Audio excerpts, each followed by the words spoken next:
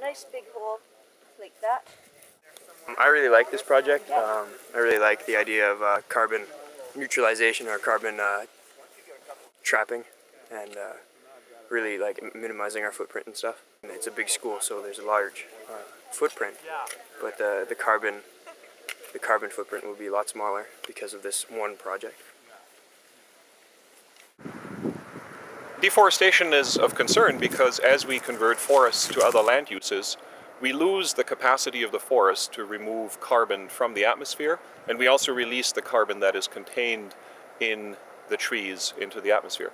That's very different from harvesting for sustainable forest management, where we log forests, but we also replant these forests, so we have not lost the capacity of the land to remove the carbon from the atmosphere. In the case of deforestation, when we convert it to a parking lot or some road or some other infrastructure, we have lost the capacity of that land to take up the carbon dioxide from the atmosphere.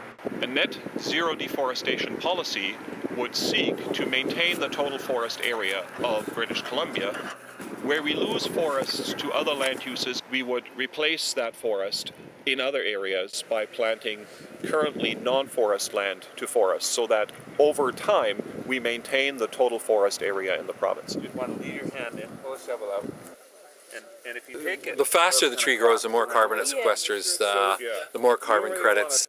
But we also are concerned about biodiversity, or having a mix of species.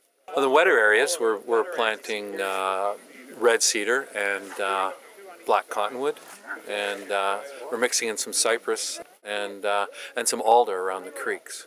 And in the drier sites, we're doing Douglas fir, mixing in lower percentages of red cedar and some arbutus and grand fir.